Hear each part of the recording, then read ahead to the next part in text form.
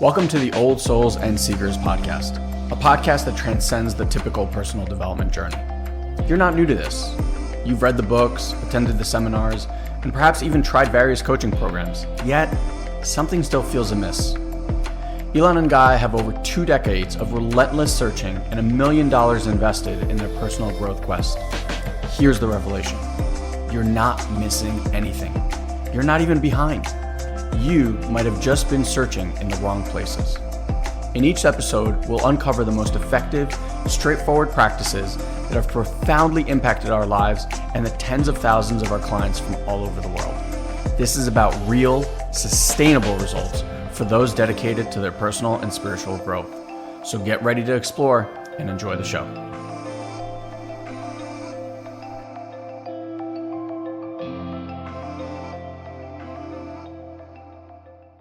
Hey everybody, welcome. Happy Tuesday. We got Stacy, Alicia, Elisa, Suzanne. Good morning, evening, afternoon, wherever you might all be at this given time. Broski, how you feeling? I'm getting there. Yeah? Yeah. Slowly but surely? I'm having to face the very real possibility that I'm not letting myself heal.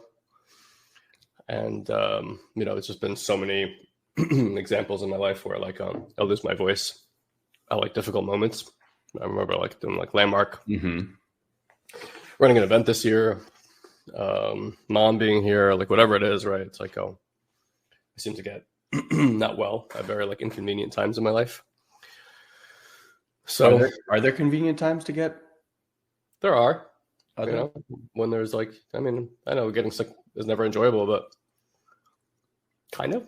Depends on how you look at it. Sometimes it's just resting and watching terrible media can be kind of enjoyable in its own way.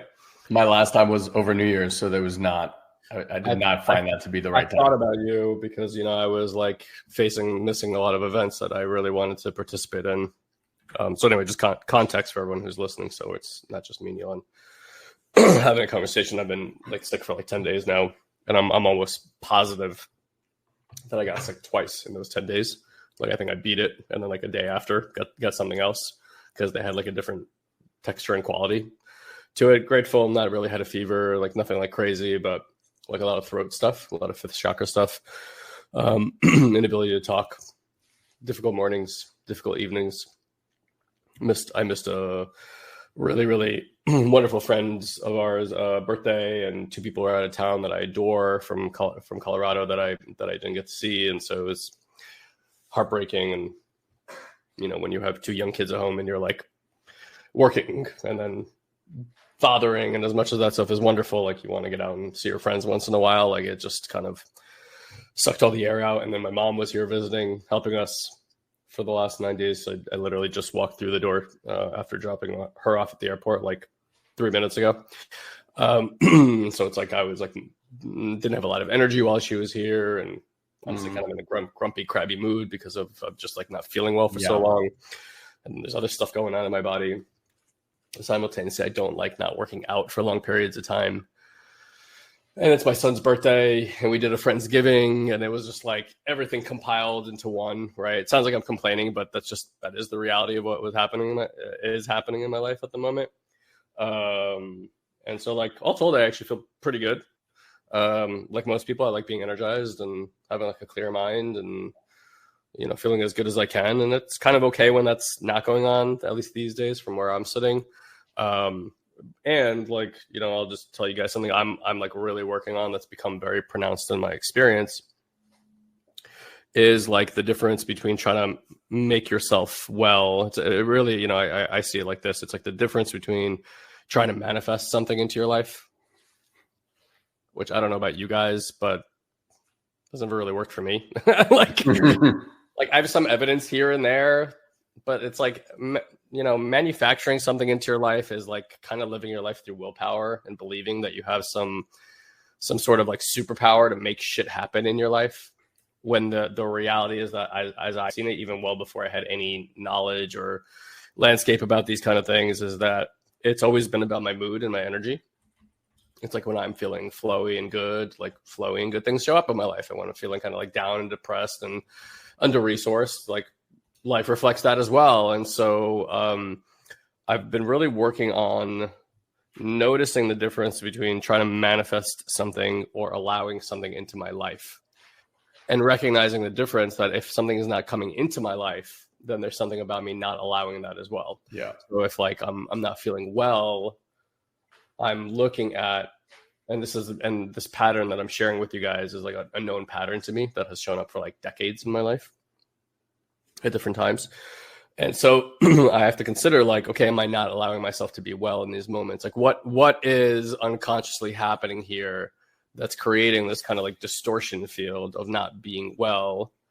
And a lot of it seems to be like often just kind of like relational stuff, like with my parents and stuff. And like I can kind of find this part of my system that like likes to show my parents I'm working hard. Like I don't know about you guys. It's like, you know, a lot of us learned that like the only way to be loved is by doing stuff, like doing good stuff, like getting good grades or like showing that you're successful or what it is. And so like there could be like a part, you know, again, this is an exploration for maybe for you and for me, is like could be a part that like wants to show mom and dad that you're like the things are hard for you. And then some weird, discombobulated, disoriented way, it like makes you believe that you're more worthy of love, you know, something like that. And again, I don't know if that's true, and it doesn't even matter whether it is or it isn't. Truly, but it's just kind of like a place to sit and look from maybe, and at least get curious. And for me, like looking your life in general, it's kind of always been the theme. Like you yeah, I want to be the hero of the story. You always put yourself in like way more difficult situations than I need to.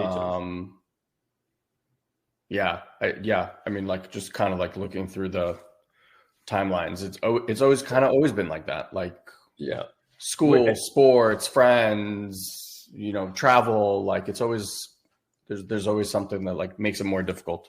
And like if I'm being really honest with the audience that's listening, like I don't really have a lot of belief in self. Like I've never been a person that like always thinks I'm going to win at something, or like if we took our son to this place called Boomers near us, and it's like a place where there's like video games and like mini golf, and you can like drive cars and stuff.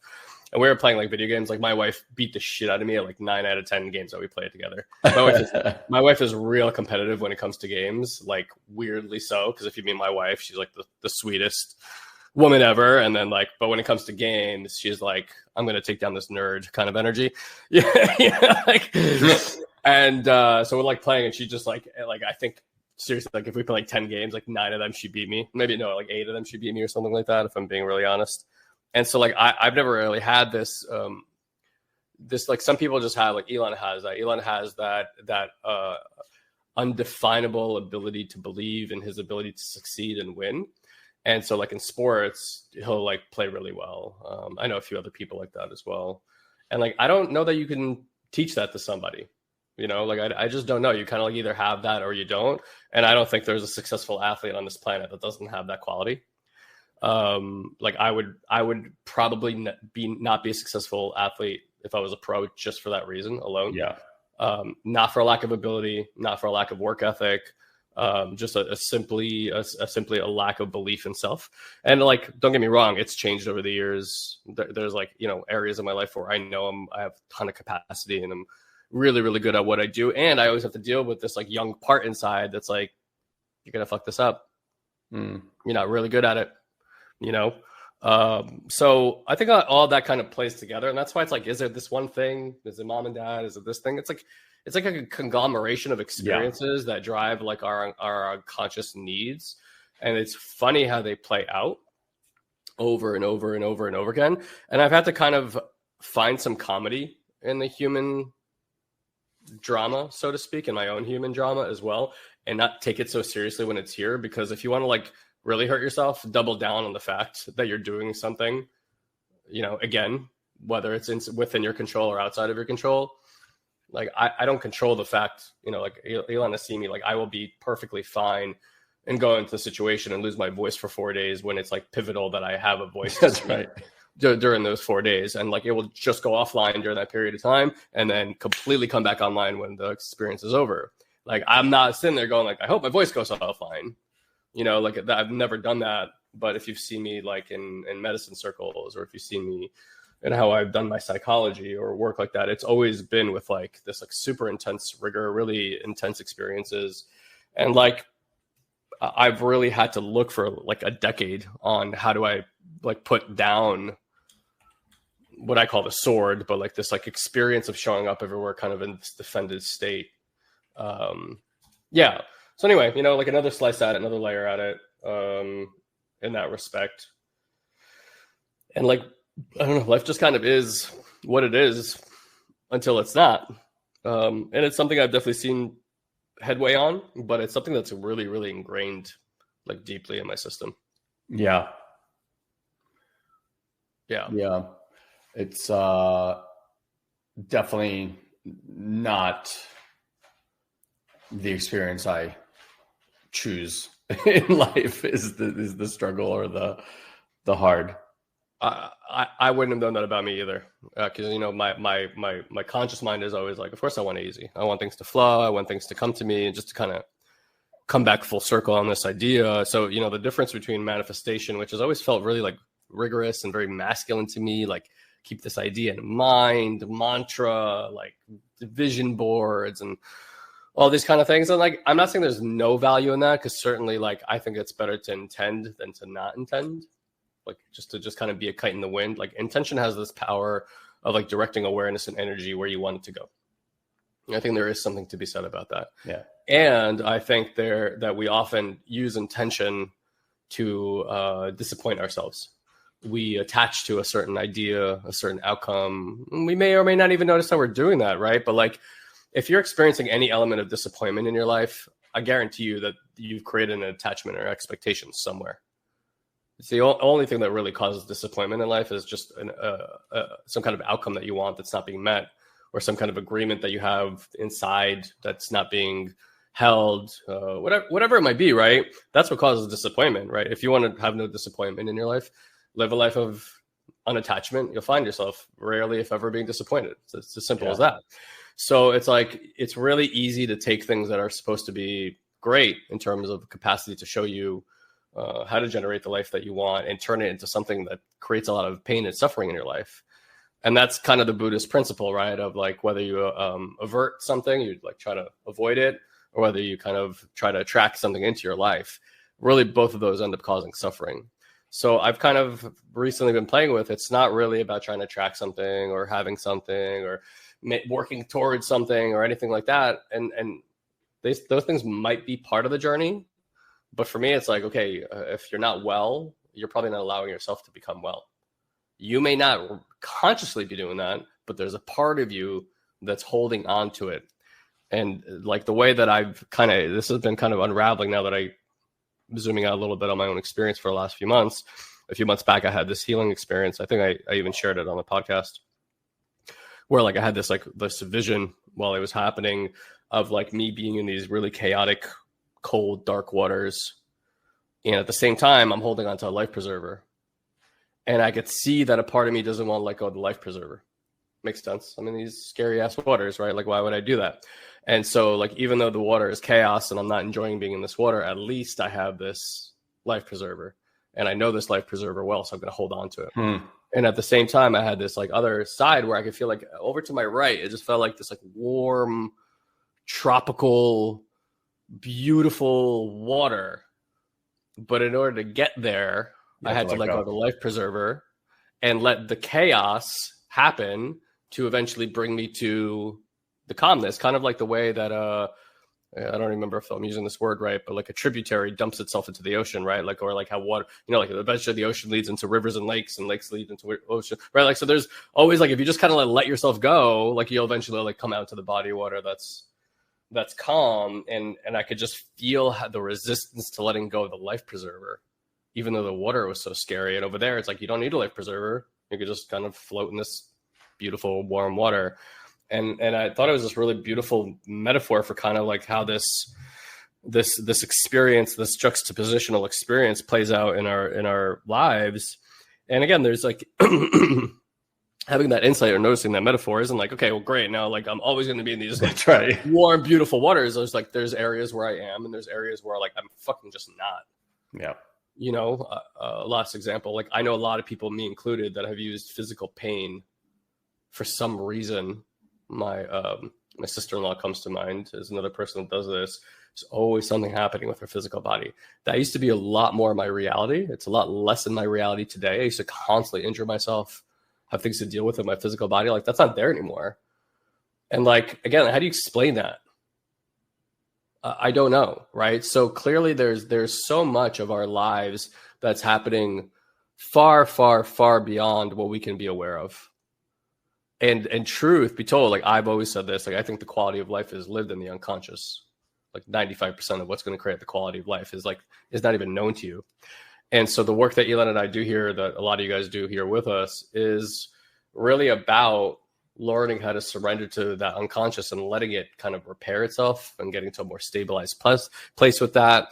And really recognizing that the experiences that we're having in our lives is not about manifesting. It is, quote, attraction. You could say it's attracted to you, but it's like, how can you attract something to you other than what you are? And so it's like, all of spirituality points at the same thing, which is it's a constant lesson in surrendering to the experience that you're having. Now, the conscious mind is not interested in the experience that you're having, no more than a part of you is interested in letting go of that life preserver. It is interested in willpower or finding willpower. It's interested in management. It's interested in control. And it mistakes those things for satisfaction, for happiness. Now, most of the planet is doing that. They're not satisfied and they're certainly not happy. But what it disables you from doing is actually having the experience that you're having. Okay, you're frustrated. Okay, let's permission being frustrated. Yeah. You're sick. Okay, we need to permission being sick. Because I don't know about you guys, I grew up in a house where it's like you fight against the sickness. When I was a kid, it was like going to war inside of my own body. My body's doing something. I would be like, I'm not going to do that. even working out, I'm going to force my body to look differently by lifting these heavy weights, by punishing myself. Like I'm going to force that outcome. I don't do that anymore. So in many ways, I could see in retrospect how these things have changed, and like I love myself into health. I love my body into its shape, and there's a lot more patience around that. It's not constantly trying to force things, because when you're crash dieting, when you're doing things that are 30, 40, 60-day sprints that are really difficult, you got to be honest with yourself. What's making that choice? What, you can't do that over 6 months? You can't do that over a year? It has to be done in these 30 days. And then, of course, I'm going to be on the beach. Yeah, and exactly. And then, of course, those 30 days run out, and like you're out of gas, and you don't maintain that lifestyle, and like there you go, and you're back to being overweight and out of shape and unhealthy again, and into your old habits, because nothing is sustainable like that. You could do short sprints for a while if you want to learn something, but like maintaining something and committing to it over a long period of time, like that's a lifestyle change. Yeah, anything short term has the percentage of likelihood that it'll stick around is very, very slim. Like even now with weight loss, I see all these people like taking Ozempic, and I'm just going to rant here for a bit. And I don't mean to like judge anyone that takes it, but, the studies on it, it's like, okay, it does what it does. Right. But what it's doing is it's getting rid of muscle mass at such a fast pace in the body that people are literally withering away. And when we're older, like muscle mass is, people talk about BMI and all this stuff. I'm telling you right now, in the next 5 years, maybe even sooner, the number one metric that people will look at for aging is going to be muscle mass. It already is. It's bone density and muscle mass. That's what I'm saying. So right now, it's still kind of like, what I'm saying is it's still in the realms of people who are like really into fitness and know like we follow certain people, we're into it, etc. But like to the general mass public, I don't think that that's out there yet. But I do believe that this will be the number that everyone looks at in the next few years. Yeah. And like when you take stuff like this, yeah. Does it help you lose weight? Yeah. But at what cost? It's like shriveling your body's ability to actually digest food. So now when you actually start eating food again, it's like your body doesn't know what to do with it. You're withering away your muscle mass, which as you get older in age is a lot more difficult to put on. Like maintaining muscle mass is a lot easier than building muscle mass that you get older. And so it's like the rates of cancer too right now, they're showing with Ozempic of skyrocketed for people who take it. I mean, yeah, it's like, it's insane. It always plays to the same human fault that we have. We are so short-sighted, whether it is in our medical system, our economic system, like our personal, or everything is, I have this problem right in front of me. Okay, what's the fastest way that I can solve this problem? Okay, I don't care what that's going to cause the repercussion. It's like, it's so asinine, and we do it time and time and time again. Now I'm like, okay, there's always downstream effects. A lot of them we can't even foresee. Yeah. Right? Like there's a lot of stuff that we've done as humanity to help, right? For example, like everything, even now with like EVs, everyone's like, okay, EVs, we're saving the planet, blah, blah, blah, blah. What no one really thought about, it's like, okay, what's going to happen when all these batteries go dead? Like, what are we doing with them? So now people are like, oh shit, we didn't think about that. Like, let's maybe try to think of what would, so it's like, you solve one thing, you create another thing. It's always the case. I don't think we'll ever get out of that loop. I mean, cars were invented to stop pollution. Like that's the irony. That's the irony of the whole thing. And the poop smell. Yeah, they had poop smells in the cities. It was just littered with horse droppings everywhere. Everything smelled terrible, and they were like, "All right, we'll invent this vehicle to stop pollution." Like and then pollution, right? So. It's like, yeah, I agree. And maybe that's a human attribute. And maybe that's why we need the AI overlords to come to give us a more macro vision so we can stop hurting ourselves the way that we do. And maybe that's just nature. Like, it kind of forces you into the present moment. I like to think of like kids as being present in the moment, but all of us are like, the thing that will always grab your attention is the thing you're suffering about the most. Yeah. Like that's just what's so. And so like, and that's not a bad thing. It's like, use it to learn. I was having this conversation with my mom in the car as well, and I won't mention for what reason because it might be sensitive information for her or my dad. But like the reality is that like until we learn how to be present with our suffering and not turn away from it, we are forever forged to repeat that over and over and over again. And it's not a mistake. It's not that we're making a mistake. It's the system is designed for healing. Yeah. The system is designed to bring things back into harmonious balance. And I mean, when I say system, I mean like all of it at large. It's a balancing metric system. So when something is out of balance, the experience that creates balance for that individual has to happen over and over and over again until that human being learns how to balance. It's just like the same way you get up and fall and get up and fall and get up and fall until you learn balance. And then you can stand up for a while, and then you can walk and do the things, but it requires that fall. Otherwise you would never learn how to walk. Yeah. So the contrast is the teaching, but when we don't allow for the contrast to be there, we don't learn anything. Yeah. And learning to sit with the contrast, well, very simple conceptually, very difficult to put into practice. Super. And I would say nearly impossible to do on your own. It's like, it becomes easier and easier as you sit with people and open yourself up to support and the presence of other people while things that are challenging are going on in your life, because then you truly are not going through it on your own. And this is something that we have eradicated from our society. And it's probably one of the worst things we could have done. And again, without consciously doing it, or maybe we did, I'm not sure. But it's like, we need each other. You need someone there, like a parent or like a parental caregiver figure, to be with you while you're going through challenging moments, to make you feel like you have enough strength to go through it. Otherwise, you will use willpower if you have it. A lot of us don't. Some of us do.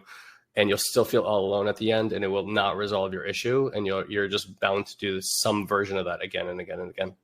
Yeah, we, in our programs, and again, this is just from years and years and years, like 2 decades plus of falling and figuring this stuff out. And, for those that don't know, Guy and I have invested over $1 million and 20 plus years into our education. And we didn't just read 3 books and we're like, all right, we're going to be coaches. I mean, we are as highly dedicated of individuals as you will ever meet when it comes to personal development.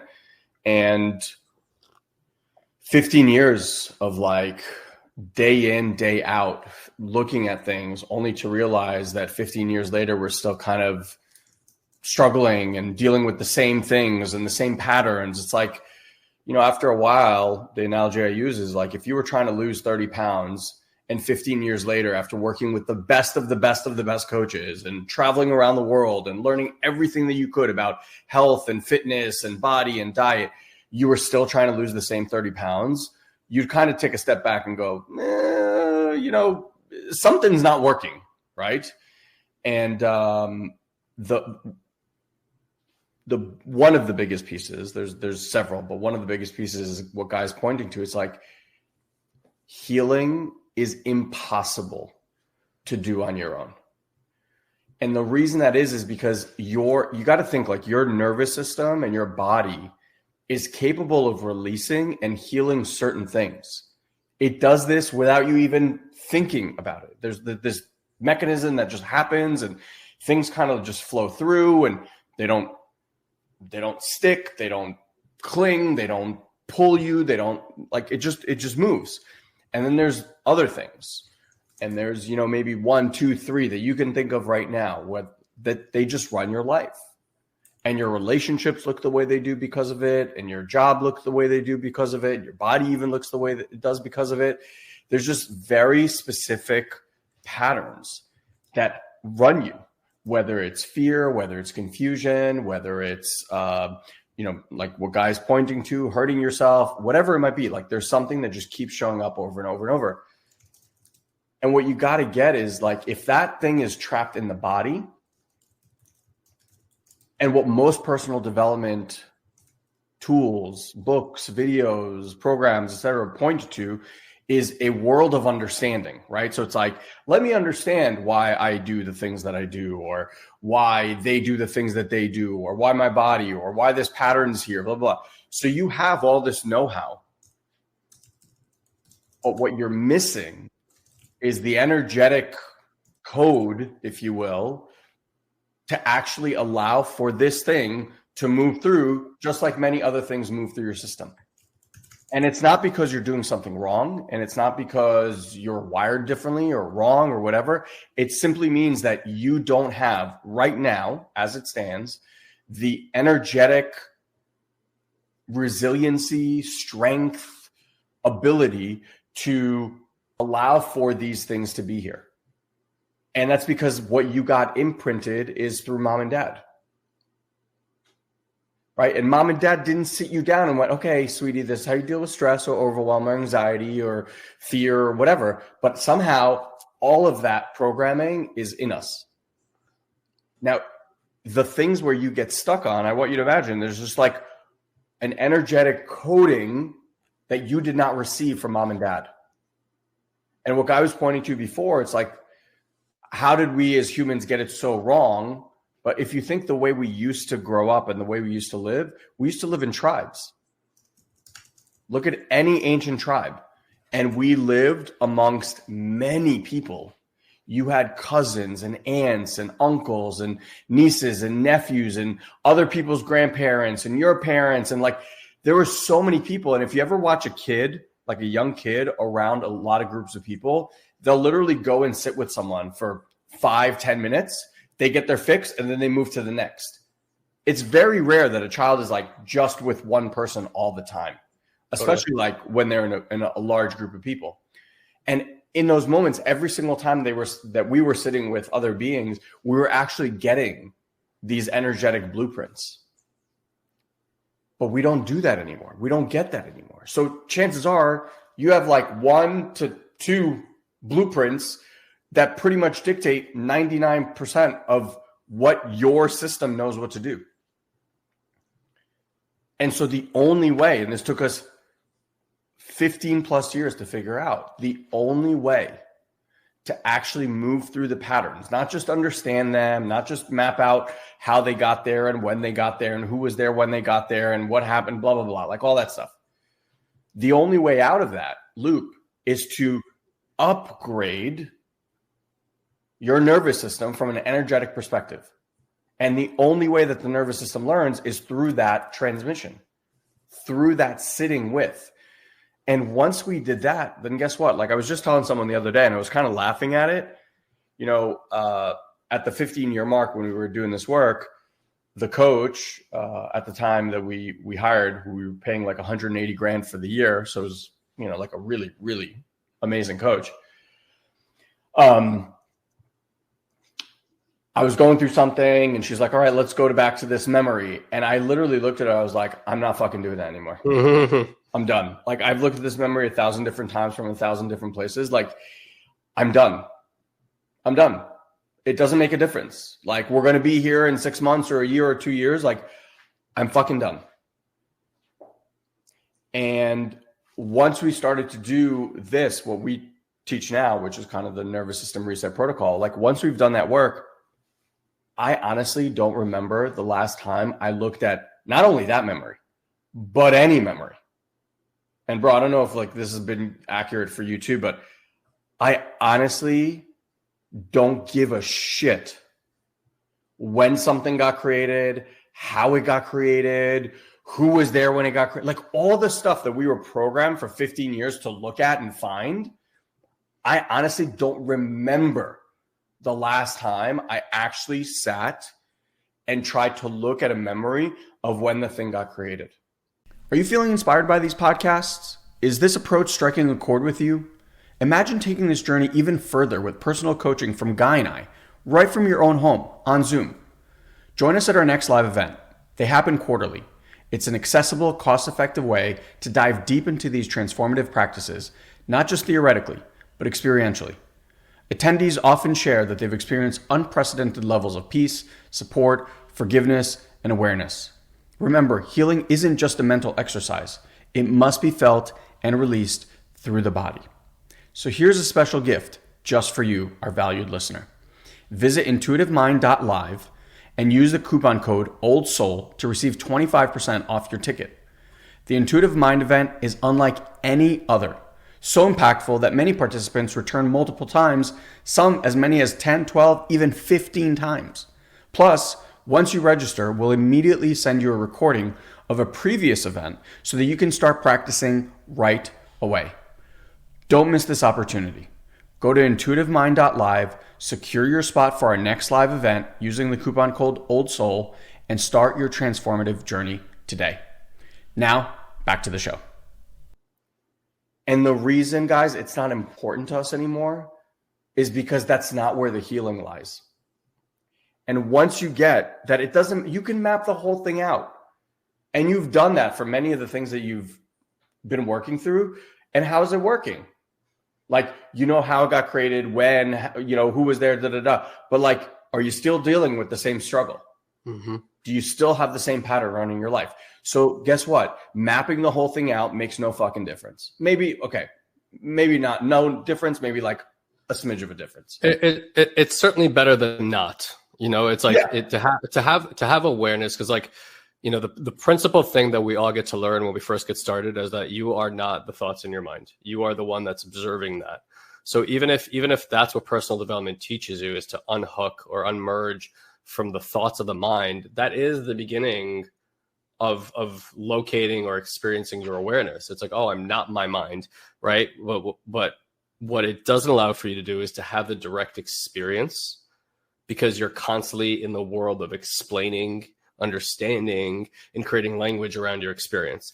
And while fabricating that stuff or coming to it may give some solace in the moment, ultimately it doesn't really make any difference in the quality of your life. You become a better manager. You can become better at coping with what you're going through, because you're like, oh, well, I know that I could just change my story here. But it's like, but there's some aspect of changing paradigm or story that feels disingenuous. Maybe not to your mind, but certainly to your body.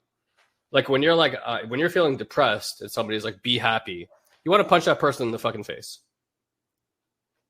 Or when you're angry and someone's like, relax. Exactly. Anybody tells you to change your mood, it's not like you're like, oh, thanks for the reminder. Like, let me go be chipper now. Thanks, Ma. You know, you're like, shut up.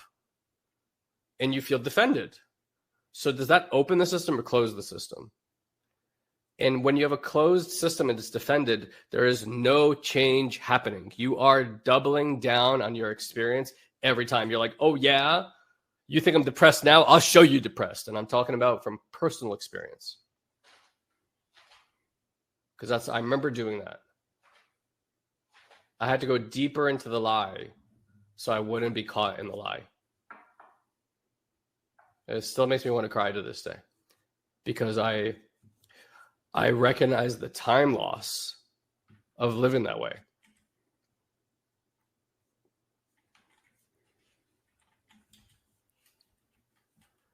So, from a person who was suicidal and depressed to where I am today, it's so unexplainable. And I could tell you that it had nothing to do with insights. It helped me relieve some pressure. Let's say that. It helped me understand that, like, the stuff that was going on inside of me, like, I was at least generating it. So if I was generating it, at least I had a sense that I could stop generating that reality. And it helped. It certainly helped. It really did in that respect. But I wasn't healing. I put another management layer on top of it to just watch it so vigilantly. And I'm telling you from experience, I vilified that part of myself. And anything that reminded me or touched what felt like depression, I was like, whoosh, whoosh, whoosh, whoosh. For those who are listening, making, sword waving motions in the air, because I'm like, we're not going back there. And the reality is if you don't go back there at some point in time, you forever have to be vigilant and watch this part that feels depressed or sad or angry or grief or hate or whatever it is, like fill in the blank, or all of them. And so are you free of that? Not really. Or does it still have power over you? You're still suffering over the fact that you are avoiding or trying to keep this experience at bay. That was arising within me. Like being grumpy and looking at like the negative side of life, like that feels like, as weird as it to say, more natural for me than being positive. It just does. I don't know if it's brain chemistry. I don't know if it's upbringing. I don't know if it's nature or nurture, but like my whole life is like, I'm a great comedian. I'm a great comedian because I always look at what's wrong in this picture. Like comedians are miserable creatures because they loathe the experience. And so they have to make fun of it. They have to find a way to deal with the discomfort of being alive. And they're really, really good at it. And it's funny. And, there's a saying that I love. It's like today's drama is tomorrow's comedy. That's what comedians do. They take drama and they put a spin on it to make it funny so we can all deal with it. So like that doesn't heal. But when I've been able, when I've learned to sit with it in presence, I learned what awareness actually is. It's not insights, by the way. Insights are insights. It has nothing to do with your awareness. I always thought I was more insights away from becoming more aware. And I'm more understanding, sure. I'm not aware, though. Like awareness is its own thing. But as I began to sit with that and I got accustomed to sitting with the things I've been avoiding my whole life, the suffering began to decrease. And I'm saying that because I know, I'm saying for you guys to honor yourself with the courage that you have to look where other people will avoid, because it is an act of courage. To look inside and sit with the shitstorm that's in there, and the grief and the sadness and the anger and the violence and the retribution and the thousands of years of ancestral pain is an act of courage. It really, really is. And there's a reason not everyone's doing it, because it's not easy to go look in those crevices. But if for those who are brave enough and courageous enough to do that, you will unburden yourself from generational suffering. Guaranteed. Full stop on that one. And when you learn some of the small little practices that took Elon and I 20 plus years to figure out, oh, wow, this is what actually does that. Like you can make unbelievable headway in a 12-month period. And you got to play the long game. Don't come here for a quick fix. Don't do that to yourself. You're going to suffer your way through your healing. Come here to learn how to live a lifestyle that leads to healing on a regular basis, so that every moment of the day can be intentional around your healing experience. And that's what it is. Like Suzanne, was talking about her husband, and like it might seem extreme to some about the lifestyle he took on, but he's like healthier for it. And medical science, like, I don't understand how that's happening.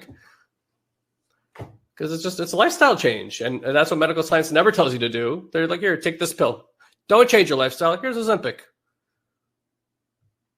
Is it, is it a mystery to anybody how you lose weight? Like, you eat less than you're eating right now and you exercise somewhat regularly, you're going to lose weight. Like, I guarantee it. You're going to be healthier for it. Like, you start eating some organic whole foods, you'll be even healthier, right? Start taking some supplements, you'll be even healthier. Go outside and get some sun, you'll be even healthier. Spend time with your loved ones, you'll be even healthier. Like, it's like just basic shit. And if there's like $1 billion some odd dollar industry trying to make it confusing. Lifestyle. It's lifestyle. Healing is a lifestyle. Health is a lifestyle. Relationships are a lifestyle. Spirituality is a lifestyle. It's not a mystery. It's a lifestyle.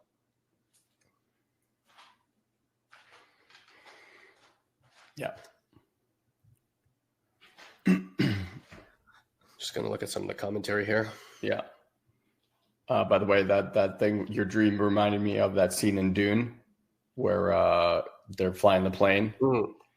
And he has to let go of the controls. Describe it for people, like what's happening in that scene. Oh, so there's a scene. He's on one of these like chopper things, and they're flying into a crazy storm. And he is trying to control the plane, and every time he like makes a move, it feels like the chopper is going to fall apart because he's literally like fighting the wind. And then this voice comes over, and it's just like, let go.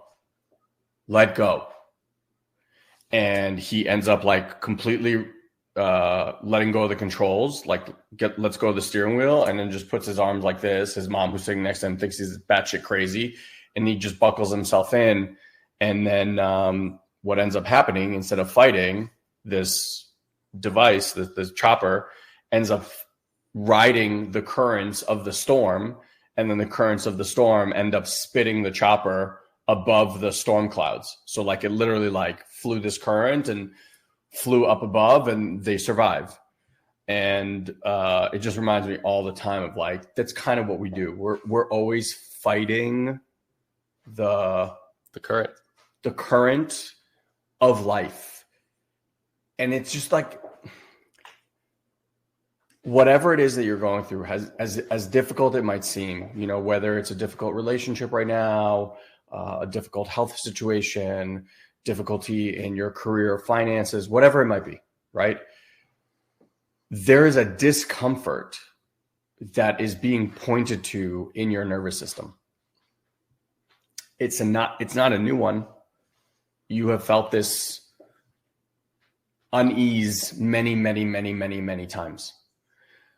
And you also have many programs and coping and protecting devices to stop you feeling this uneasiness, whether it's watching Netflix, whether it's drinking a glass of alcohol, whether it's smoking weed, whether it's taking a pill, whether it's having sex, whether it's going for a walk or a run or a bike ride, whatever it is, like, what you do when you're stressed and feel like not great inside.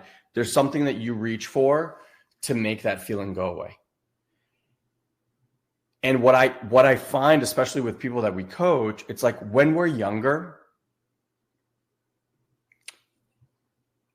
I don't know if it's like our resiliency, our stupidity, a combination of both, more energy, whatever it is, like we can just kind of like turn away from these things more and more and more. But as we get older, I think the energy to cope with goes down. I think the intensity of the sensation goes up, and it becomes increasingly difficult to turn away from the thing. And if you guys notice that there's these phases in your life where you get through something really challenging, only a year or two later to like be met with a very similar challenge in just a slightly different way. Guess what? You didn't learn the lesson the first time. You avoided and you fixed, and then eventually that Band-Aid's going to fall off, and you're going to deal with the same pain and the same wounding, but it's going to be way more intense than it was last time.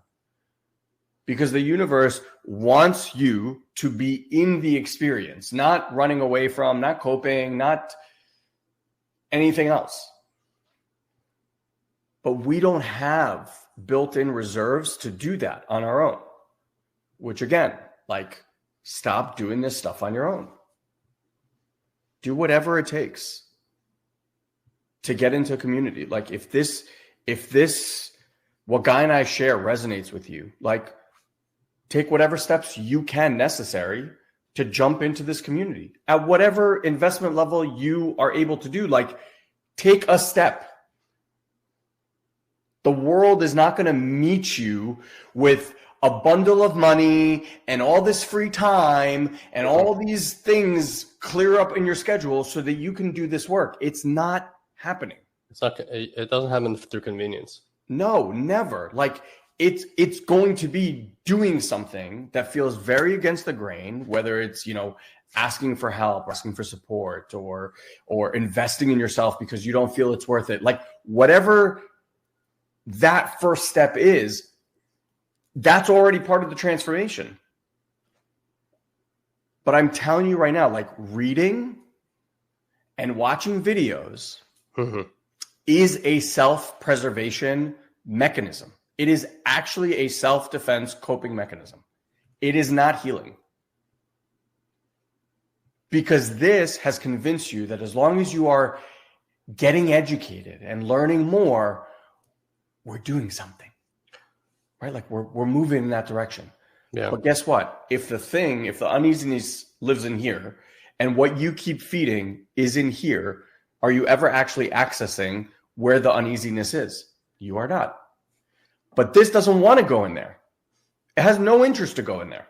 It has protected you from in there for decades, for a very, very long time, in a very specific way.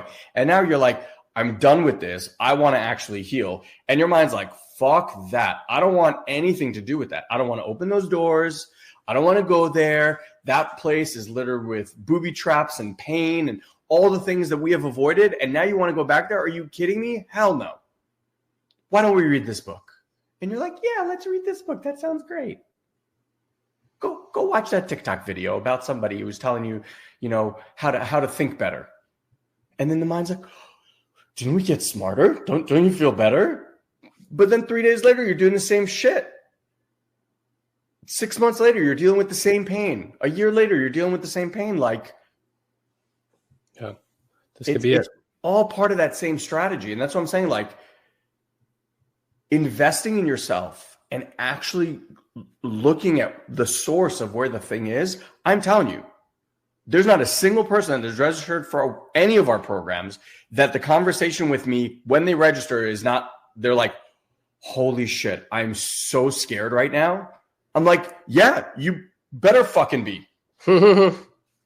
If you weren't, it'd be weird. It'd be weird, yeah. It would be weird. Guys, like, why are you scared? Because this knows that once you say yes and you take action, it no longer controls the scenario. All the things that it has been doing to keep you where you're at, all of a sudden it goes, oh shit, they're going to figure all this shit out. So it's going to pump you with all the fear things, all the worry things, all the I don't have money, I don't have time, this never works for me, blah, blah, blah. Like literally everything is going to come at you. That's what I tell people all the time. It's like, you got to know if in your heart you are ready to find a new you, or not even find a new you, but remember who you actually are. That's scary. That's jumping off the cliff into the deep, dark, unknown, no lights, no nothing. And it's like, you know what? It takes something. But what I tell people all the time is like, you've thought that you had to make that jump on your own. You don't. Guy and I, our team, the coaches, the community, like everyone jumps with you. No one's died. No one. But like that, I'm just reminded of that scene in The Matrix. It's like when he gives him the choice of the pills, and then he kind of like touches that mirror, and then that ooze starts kind of like moving up his body, and then he gets into that state where he's like choking. It's kind of what it's like. It's like when you choose to go down this path of healing, it has to scare you. Like it has to. It's just going to be a natural response. Yeah. we were in the jungle in October. I share this occasionally, but my ayahuasca experiences are super intense, sometimes downright death-defying, frightening. And so I'm in one of these experiences, and if people don't know anything about ayahuasca, that's okay. And trying to explain it to people is impossible too, what happens in those experiences.